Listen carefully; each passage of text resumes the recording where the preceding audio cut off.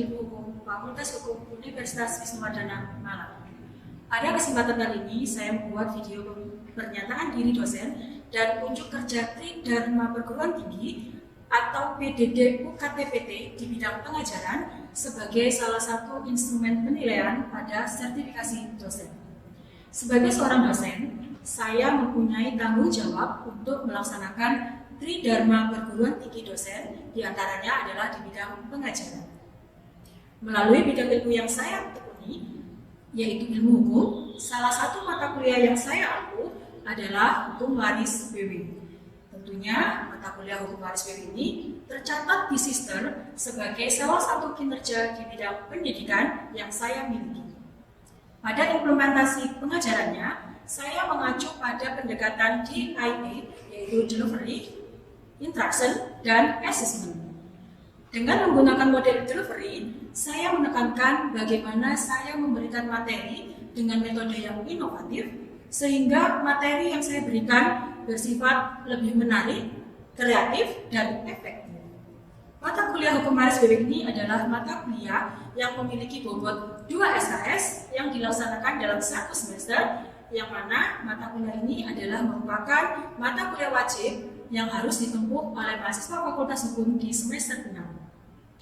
Mata kuliah Hukum Waris BW ini diajarkan dalam 16 kali pertemuan, yaitu 14 kali pertemuan penyampaian materi, diskusi, dan penugasan terstruktur. 1 kali adalah UTS, dan 1 kalinya adalah ujian akhir semester. Mata kuliah Hukum Waris BW ini mengajarkan tentang Hukum Waris BW pada umumnya, azas Hukum Waris BW bagi diri pewaris dan ahli waris, onboarding, pewarisan yang berdasarkan pada testamen dan surat wasiat dan undang-undang, kemudian kelompok ahli waris menurut BW dan urut-urutannya, dan legitimate working. CPL yang hendak dicapai dalam mata kuliah Hukum Waris BW ini adalah mahasiswa mampu memahami konsep dasar waris BW. Kedua, mahasiswa mampu menjelaskan perbedaan antara pewarisan yang berdasarkan pada undang-undang dan pewarisan yang berdasarkan pada surat wasiat atau testamen. 3. Mahasiswa mampu menjelaskan hak dan kewajiban ahli waris dalam menerima dan mengelola harta warisan. 4. Mahasiswa mampu menjelaskan, mengidentifikasikan, dan mengklasifikasikan kelompok ahli waris menurut BW dan urut-urutannya. 5. Mahasiswa mampu menganalisis pembagian harta warisan. 6. Mahasiswa mampu menjelaskan konsep tentang legitimate working. Beberapa CPA tersebut kemudian dikemas dalam 3 CPMK secara spesifik, yaitu 1. Mahasiswa mampu menjelaskan pengertian, sumber-sumber, dan azas-azas Hukum Waris BW. 2. Mahasiswa mampu menjelaskan pewarisan yang berdasarkan pada undang-undang dan pewarisan yang berdasarkan pada surat wasiat. 3. Mahasiswa mampu menjelaskan, mengidentifikasikan, dan mengklasifikasikan kelompok ahli waris menurut BW dan urut-urutannya, serta hak dan kewajiban mereka. Referensi yang saya gunakan adalah Kitab Undang-Undang Hukum Perdata. Kemudian yang kedua, Hukum Waris menurut Undang-Undang Hukum Perdata karangan Aprilianti Idrus. Dan buku yang lebih bagus untuk digunakan lagi adalah Hukum Waris karangan J. Satrio. Sistem pembelajaran dalam mata kuliah Hukum Waris BW ini adalah dengan menggunakan metode aktif yang mengutamakan kreatif mahasiswa dalam proses belajar mengajar, diskusi, dan penugasan terstruktur. Adapun evaluasi hasil pada mata kuliah Hukum Waris BW ini adalah dari kehadiran, dari penugasan terstruktur, baik itu mandiri maupun kelompok, dari UTS, dan dari UAS. Baik, demikianlah informasi yang dapat saya sampaikan mengenai mata kuliah Hukum Waris BW. Selanjutnya, saya akan menampilkan proses belajar mengajar di kelas. Selamat menyaksikan. Assalamualaikum warahmatullahi wabarakatuh. Waalaikumsalam warahmatullahi wabarakatuh. Ya, sekarang mata kuliah apa nih? Hukum Waris BW. Hukum Waris BW. Baik, sebelum kita memulai materi, silakan kita berdoa dulu. Berdoa dipimpin oleh Mas Aryo. Silakan Mas Aryo. Oke teman-teman, sebelum kita memulai mata kuliah kita pada siang hari ini, mari kita berdoa menurut agama dan keyakinan kita masing-masing. Berdoa dapat dimulai. Berdoa dapat dicukupkan. Baik, terima kasih Mas Aryo. Sebelum kita ke materi, saya akan presensi dulu ya kalian ya. Yusten hadir. Maria Angelina Santa, ya. Ridolin, Aryo, Delsiana Inya, Made Sumerta, Hermanus Delo, izin ya. Adrian Kakak Adi Nugroho hadir. Baik, siapa saja tadi yang tidak hadir? Hermanus Delo, yang lain hadir ya. Baik, sebelum kita melanjutkan ke materi, kita lanjutkan kita mereview kembali mata kuliah yang kemarin Ibu ajarkan. Kemarin Ibu memberikan materi tentang apa? Tentang onwardik atau tidak patut untuk mewaris. Nah, siapa saja sih orang yang tidak patut untuk mewaris? Ada yang tahu? Iya, silakan Mas Aryo. Jadi orang-orang yang tidak patut untuk mendapatkan waris itu berdasarkan pasal 383 BW. Pasalnya yang dianggap tidak patut untuk mewarisi adalah yang pertama mereka yang telah dihukum karena dipersalahkan telah membunuh atau mencoba membunuh si pewaris. Kemudian yang kedua adalah mereka yang dengan putusan hakim pernah dipersalahkan karena secara fitnah telah mengajukan pengaduan terhadap si pewaris, yaitu pengaduan telah melakukan suatu kejahatan yang terancam dengan hukuman penjara 5 tahun lamanya atau hukuman yang lebih berat. Yang ketiga yaitu mereka yang dengan kekerasan atau perbuatan mencegah pewaris untuk membuat dan mencabut surat wasiat. Dan yang terakhir yaitu mereka yang telah menggelapkan atau menyembunyikan, merusak atau memalsukan surat waris dari si pewaris itu. Baik, itu tadi adalah orang-orang yang tidak patut untuk mewaris. Yang pertama tadi apa? Orang yang telah dihukum karena dipersalahkan telah membunuh atau mencoba membunuh si pewaris. Jadi di sini intinya harus ada apa?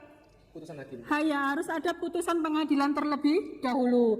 Kemudian yang kedua tadi apa? Mereka yang dipersalahkan karena secara fitnah telah mengajukan pengaduan. Ya, jadi yang kedua adalah mereka yang dengan secara fitnah melakukan pengaduan bahwa si pewaris melakukan tindak pidana yang hukumannya 5 tahun atau lebih. Nah, ini pun juga harus dengan putusan pengadilan. Yang ketiga, mereka yang dengan kekerasan atau perbuatan mencegah pewaris untuk membuat dan mencabut surat wasiat. Iya, yang ketiga adalah mereka yang dengan kekerasan mencegah atau mencabut surat wasiat. Yang keempat yaitu mereka yang telah menggelapkan, merusak atau memalsukan surat waris dari pewaris. Iya, jadi yang keempat adalah mereka yang menggelapkan, merusak surat wasiat dari si pewaris. Jadi di sini yang dimaksud dengan menggelapkan, diingat-ingat ya, itu bukan merupakan tindak pidana yang seperti di KUHP, tetapi menggelapkan di sini adalah menyembunyikan.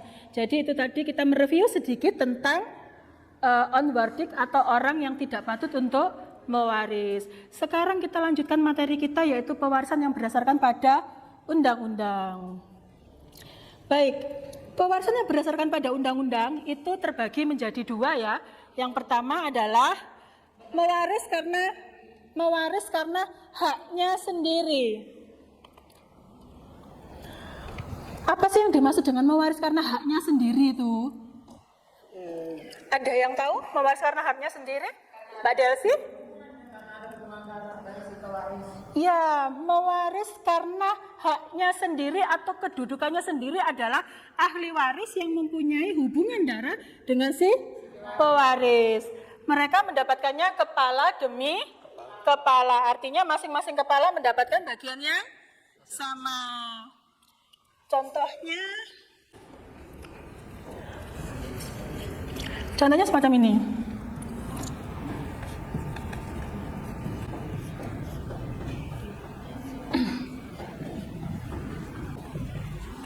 Nah, kalau semacam ini, siapa ahli waris? A, B, C. Lah, A, B, C ini mewariskan apa? Iya, karena keturunan atau karena haknya sendiri. Karena A, B, C itu adalah keturunan dari si P, pewaris. Ya, sekarang yang kedua.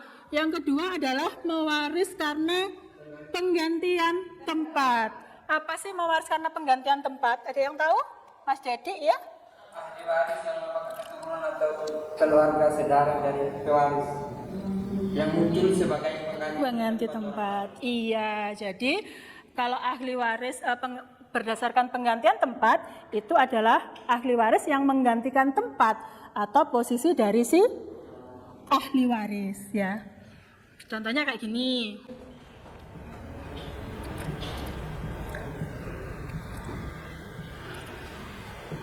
D, E. Kalau semacam kayak gini, siapa ahli waris? A, B, D, E. Kenapa kok D, E dapat? Sebagai pengganti? Ya, D, E menggantikan posisi dari C. Kenapa kok C itu digantikan oleh D dan E? Ya, karena C ini posisinya sudah meninggal. Berapa bagiannya yang mereka terima misalnya? Kalau ditanya.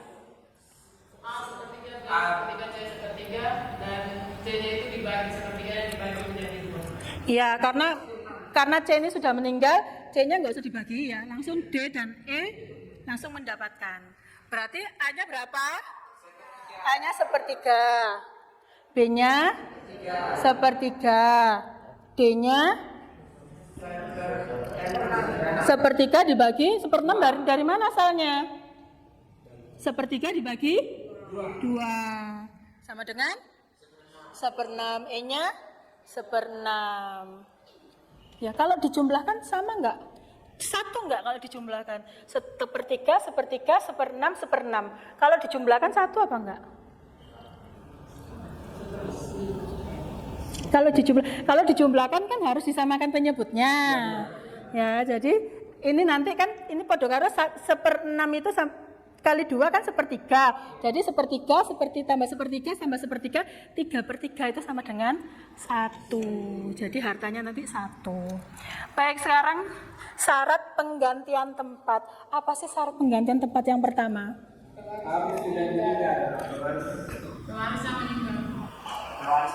Nah, kalau pewaris kan jelas sudah meninggal. Ayo, kalau pewaris jelas sudah meninggal. Berarti syaratnya apa? Iya, orang yang digantikan harus sudah meninggal terlebih dahulu. Kayak ini tadi ceritanya. Bagaimana jika gambarnya semacam ini?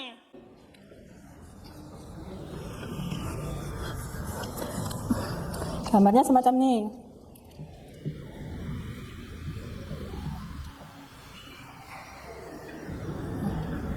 Oh, no.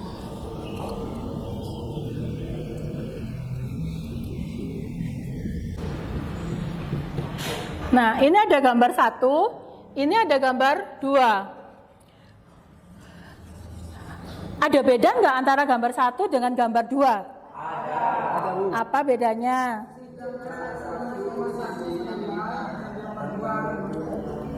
Yang mana yang meninggal?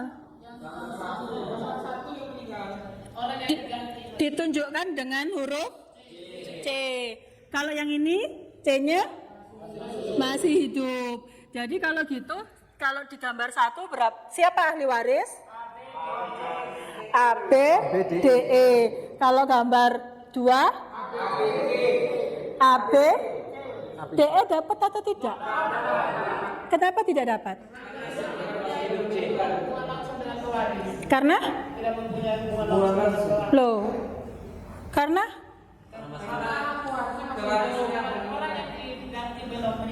Iya, karena orang yang digantikan belum meninggal. Kan D dan E ini pengganti dari C. C belum meninggal sehingga D dan E bukanlah sebagai ahli waris. Berapa bagian yang mereka terima? Nih? Ini? Yang ini berapa? Kata Mas Made yang ini? Sepertiga. Ini B-nya? D-nya? Kalau ini kata Mas Arya? Sepertiga. Mas Arya? Sepertiga. Ya. Sepertiga itu untuk siapa? Untuk yang A. Yang A? A, B, C. Sama ya, berarti A, B, C mereka mendapatkan sepertiga bagian. Yang ini juga A mendapatkan sepertiga, B mendapatkan sepertiga, dan D mendapatkan Seperenam. sepertiga dibagi 2 sama dengan seperenam, Sepertiga bagi 2 sama dengan 1/6. 1/6. Jadi A mendapatkan sepertiga, B sepertiga, D sepertiga dibagi 2 karena ini 2, maka 1/6. E sepertiga dibagi 2 sama dengan 1/6.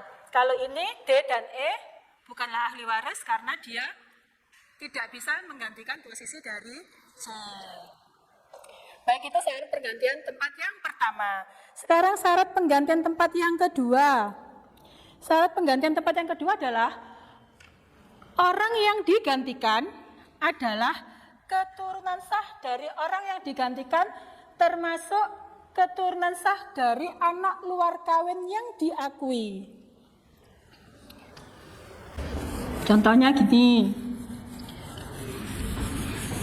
Jadi ini syarat yang kedua.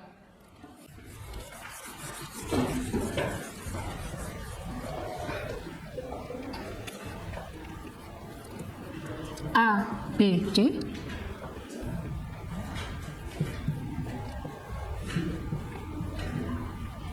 D, E, F.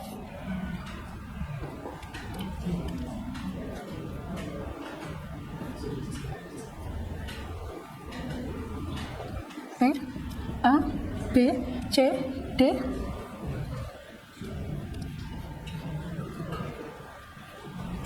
E, F, G, H, I. Nah, dari dua gambar ini, kira-kira sama atau beda? Beda. Bedanya dilihat dari jumlah ahli warisnya sudah beda ini ya. Dari jumlah ahli warisnya sudah beda. Nah, terus dilihat dari apanya yang bikin beda lagi? Garis keturunannya, garis putus-putus dan garis lurus. Ya, kalau gitu yang pertama ahli warisnya siapa?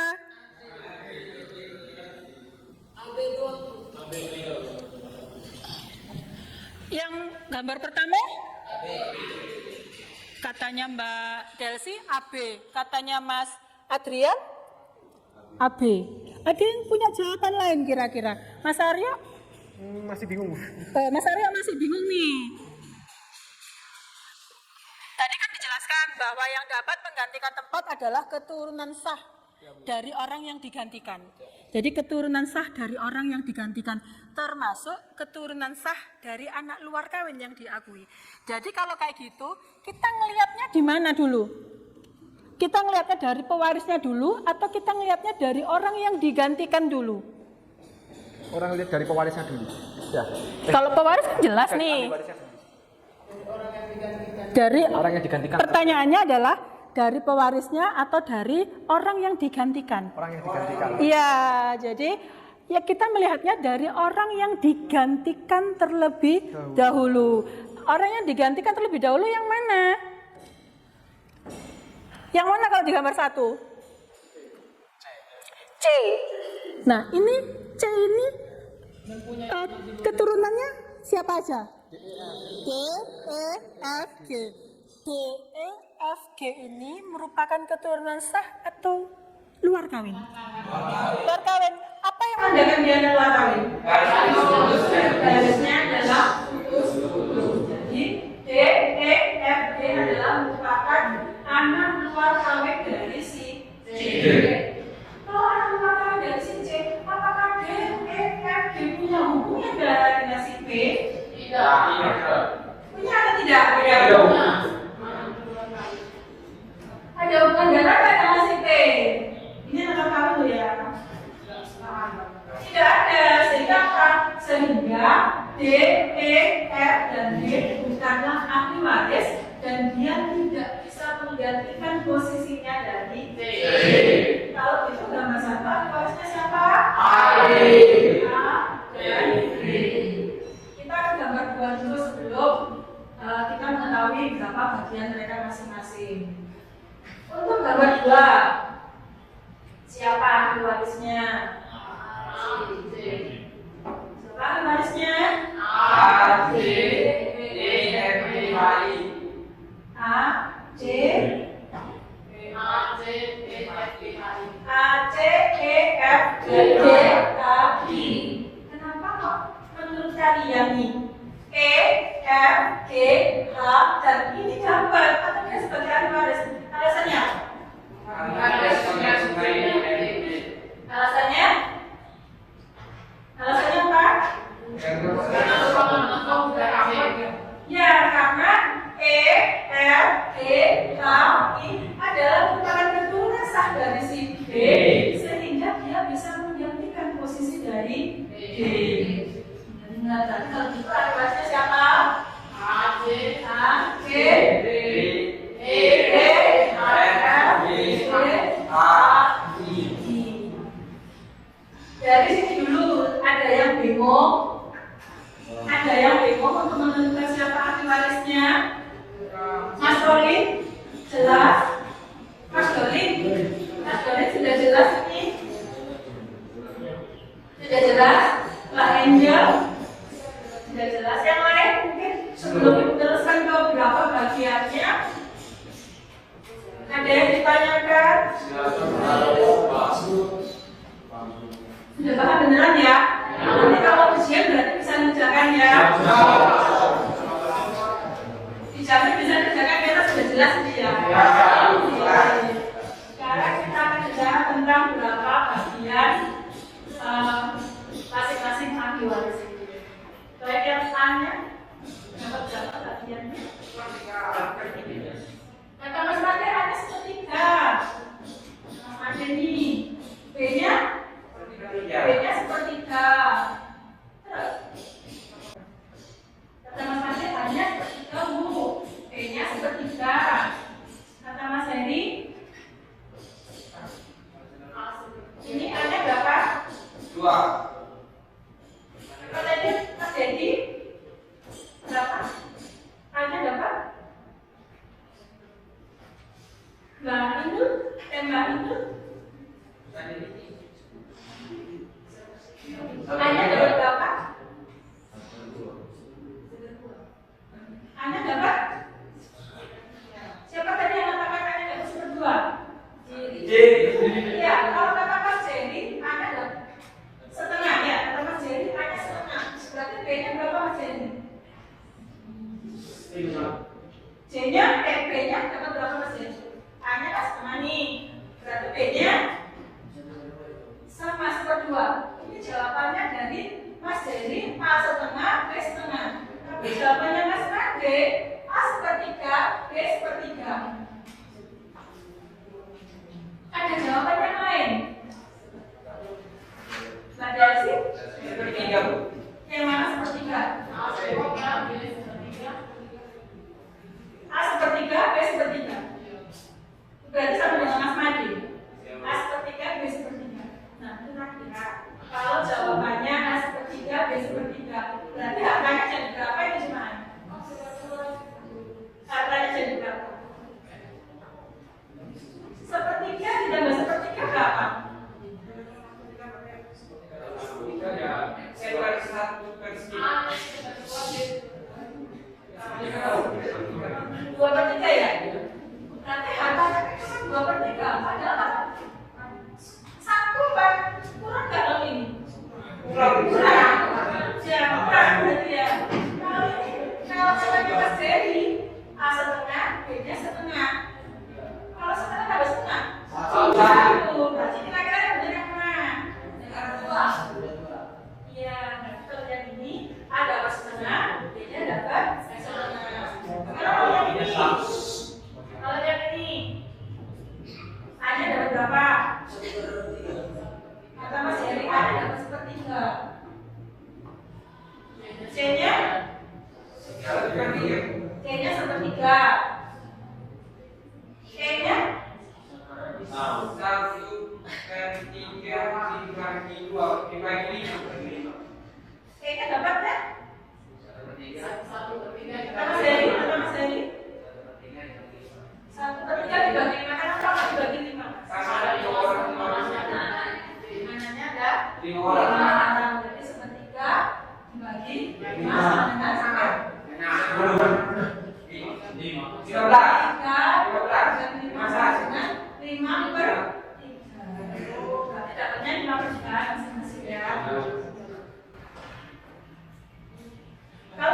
dibagi kan hitungnya susah ya, maka hitungnya jadi sepertiga dikali dibalik.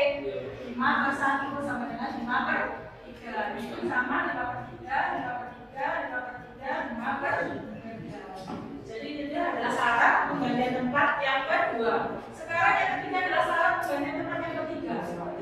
Syarat penggantian tempat yang ketiga adalah bahwa penggantian tempat dalam garis lurus ke bawah berlangsung terus tiada akhir. Tiada akhir.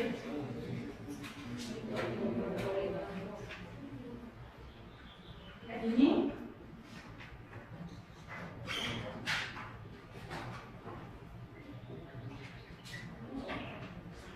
V, A, B, C, D, E, F, G, H. Siapa lagi baris? A, B, ya jadi terus ya. Tapi pada kenyataannya ada nggak sampai ke terus kayak gini? Ada prakteknya paling sampai ketiga aja sudah dibagi ya, kedua aja sudah dibagi ya. Tapi ini adalah syaratnya bahwa penggantian tempat dalam garis lurus ke bawah berlangsung terus tiada akhir. Sekarang yang terakhir adalah penggantian tempat dalam garis lurus ke atas tidak ada. Nah, ini.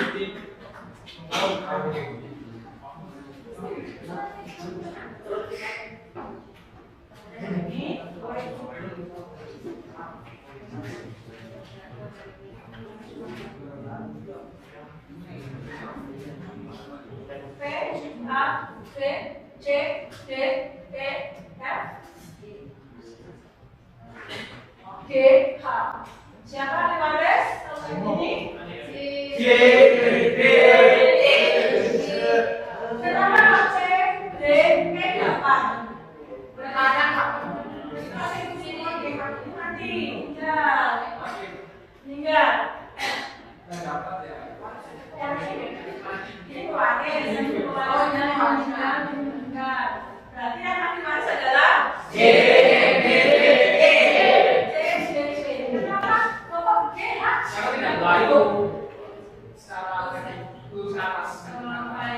Benar ya kata saya ya. D dan H itu bukanlah ahli waris karena apa? Karena ahli waris dalam garis lurus ke atas itu tidak ada. Berapa bagian mereka masing-masing? Kalau ini terjadilah moving kata. Jadi separuh dari garis ayah. Dari garis ayah ada berapa? Dari garis ibu. Dari garis ayah berapa? Ayah ada ayah. Ayah kan ini loh. Siapa yang barisnya? E. Berarti setengah dibagi satu. Karena cuma satu. Mereka adalah setengah dari garis ibu. Siapa dan siapa? C dan D. Setengah dibagi dua. Setengah. Ya, jadi kayak gitu ya. Iya, Bu. Ya. Itu tadi adalah syarat-syarat penggantian tempat. Oke, tadi adalah pembahasan kita tentang pewarisan yang berdasarkan undang-undang. Ingat-ingat, pewarisan berdasarkan undang-undang ada dua, yaitu pewarisan haknya sendiri dan pewarisan penggantian tempat.